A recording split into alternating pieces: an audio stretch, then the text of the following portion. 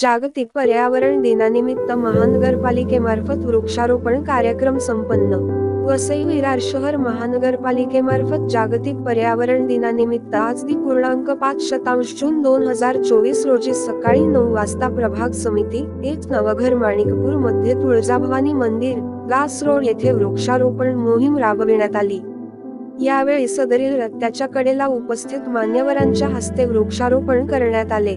सदर वृक्षारोपण कार्यक्रमास आयुक्त अनिलकुमार पवार, अतिरिक्त आयुक्त रमेश मनाळे, उप आयुक्त सदानंद पुरव, उप आयुक्त विशाखा मोटघरे, उप आयुक्त प्रियंका राजपूत, प्र.